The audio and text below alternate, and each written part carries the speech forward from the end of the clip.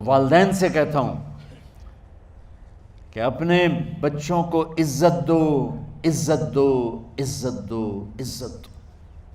پھر آپ سے زندگی کے بڑے فیصلے ہیں شادی، اب لوگ اکٹھے پڑھتے ہو لڑکے لڑکیاں، اپنی شادی کے فیصلے خود نہ کرو، اپنے ماں باپ کے حوالے کرو، اس میں شرافت بھی ہے، اس میں برکت بھی ہے، اس میں رحمت بھی ہے، اور اس میں والدین کی دعائیں بھی ہیں۔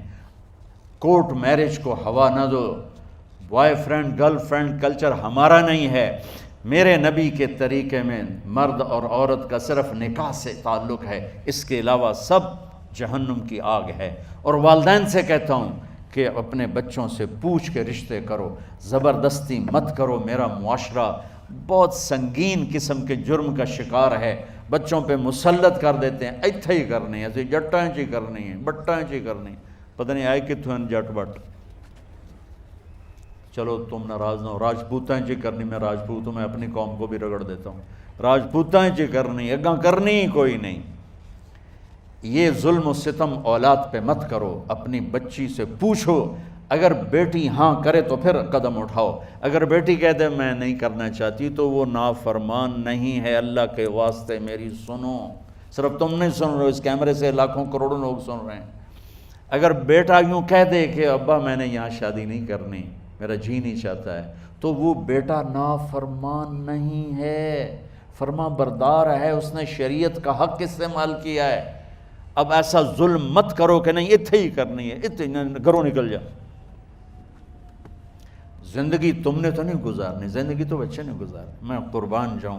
ایک حدیث سنو پہلے، پھر اگلی بات سناتا ہوں۔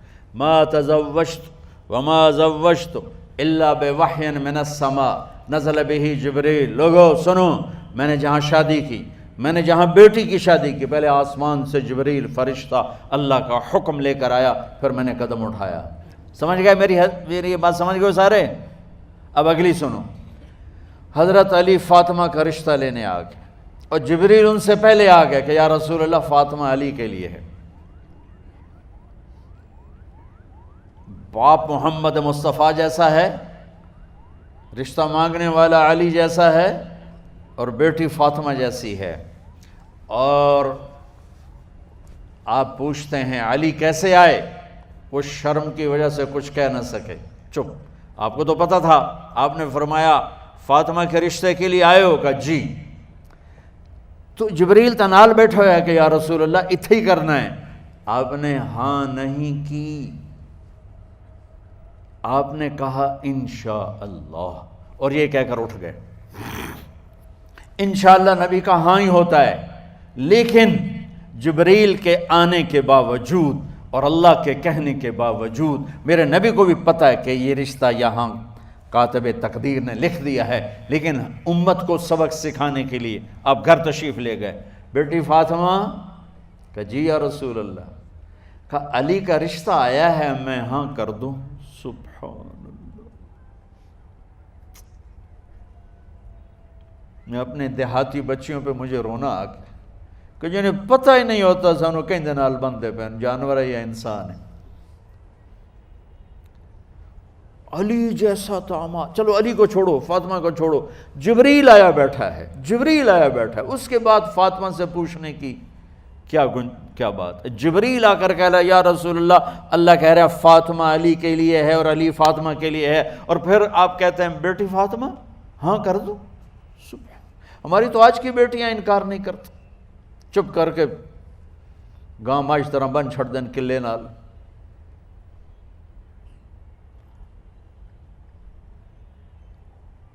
کوئی ان کے اندر کے جذبات کو سننے والا کوئی نہیں ہوتا، اپنی انانیت پر یہ فیصلے کرتے ہیں، اور میرا نبی کہہ رہا بیٹی ہاں کر دو۔ سبحان اللہ۔ آپ کا کیا خیال ہے فاطمہ نے انکار کرنا تھا؟ یہ بیٹیاں نہیں انکار کرتی تو فاطمہ نے کہاں کرنا تھا؟ لیکن یہ سبق دینا تھا ان والدین کو جو نادانی میں نادانی کے فیصلے کر کے اولاد کو ہمیشہ ایک ٹھنڈی آگ میں دھکا دے دیتے ہیں۔ حضرت فاطمہ رضی اللہ تعالیٰ عنہا نے جب ہاں کی، پھر آپ باہر نکلے۔ اچھا مزے کا واقعہ ہو، حضرت علی اٹھ کے باہر نکلے تو صحابہ باہر کھڑے انتظار کر رہے تھے کہ کیا ہوا۔ حضرت علی کو بھیجنے والے تھے عبد الرحمن بن عوف۔ پہلے ابو بکر گئے تو آپ نے انکار کر دیا، عمر گئے رشتہ مانگا، آپ نے انکار کر دیا۔ عبد الرحمن بن عوف نے علی سے کہا آپ جائیں، آپ کا رشتہ رد نہیں ہوگا۔ کہنے لگے میرا تو ذاتی گھر بھی کوئی نہیں، مجھے کہاں سے رشتہ ملے گا، میں تو بالکل غریب ہوں۔ کہا نہیں تم جاؤ۔ تو واپس آتے انہوں نے عبد الرحمن بن عوف پہ چڑھائی کر دی، ویکھیا ہے نا تو میں نو گلے آئی، انکار ہو گیا۔ تو صحابہ نے پوچھا کیا ہوا؟ کہا کچھ کہا ہی نہیں، چپ کر کے اٹھ گئے۔ تو عبد الرحمن بن عوف کہنے لگے کچھ بولے صحیح، کہ بس اتنا کہا انشاءاللہ، کہا تو مبارک ہو، نبی کا انشاءاللہ ہاں ہوتا ہے۔ کہا اچھا، تو اتنے میں آپ باہر تشریف لے۔ کہا علی، کہا جی، کہا لو بلاؤ، لوگوں کو بلاؤ۔ ساری مسجد بھر گئی، آپ کے ساری مسجد فل ہو گئی۔ آپ ممبر پہ کھڑے ہوئے علی کو سامنے بٹھایا، کہا لوگو یہ جبریل میرے پاس اللہ کا پیغام لائے ہیں کہ میں فاطمہ بنت محمد کا نکاح علی کے بن ابی طالب کے ساتھ کر دوں۔ پھر آپ نے خطبہ پڑھا اور کہا کہ علی، ہائے ہائے ہائے، میں نے فاطمہ بنت محمد کو 400 درہم مہر کے عوض تیرے نکاح میں دیا، تو نے قبول کیا؟ حضرت علی نے زور سے نعرہ لگایا میں نے قبول کیا، اور سجدے میں چلے گئے، اللہ کا شکر کا سجدہ ادا کیا۔ پھر میرے نبی نے وہیں سارے مجمع کو شہد کا شربت پلایا اور تازہ کھجوریں کھلائیں۔ اور پھر جب رخصتی ہوئی تو آپ نے حضرت علی سے فرمایا کہ آپ آ کے لے جاؤ۔ پھر آپ نے حضرت ام سلمہ، حضرت حفصہ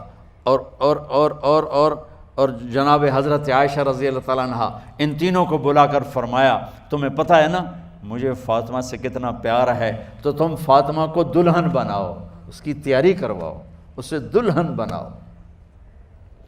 تو ان تینوں نے حضرت فاطمہ کو دلہن بنایا۔ پھر آپ نے حضرت علی کو پیغام بھجوایا، وہ تشریف لائے، اپنی اونٹنی لے کر آئے، حضرت عقیل ساتھ ہے، سلمان فارسی ساتھ ہے، اور دروازے پر اونٹنی بٹھائی، آپ علی کو اندر لے گئے اور یوں فاطمہ کا ہاتھ پکڑ کے علی کے ہاتھ میں دے کر فرمایا علی تمہیں نبی کی بیٹی مبارک۔ سبحان۔ پھر آپ نے کہا میری بیٹی فاطمہ، مجھے اپنے خاندان میں جو سب سے زیادہ محبوب تھا میں نے تیرا ہاتھ اس کے ہاتھ میں دے دیا ہے۔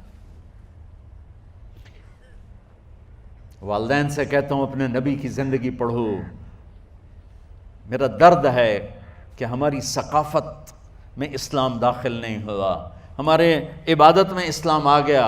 بہت سارا مجمع مرد عورتوں کا نمازی ہے، حاجی ہے، عمرے کرتے ہیں، لیکن ثقافت میں نبوت کی جھلک دکھائی دے، ثقافت میں اللہ کا نبی دکھائی دے، وہ نہیں ہے۔ زندگی بیت گئی اس انتظار میں، مدت سے لگ رہی تھی لب بام ٹک ٹکی، تھک تھک کے گر گئی نگہ انتظار آج، پتہ نہیں کب صبح ہوگی۔ چلو کہتے تو جائیں مجھے ہے اگرچہ بت ہیں جماعت کی آستینوں میں، مجھے ہے حکم اذان لا الہ الا اللہ۔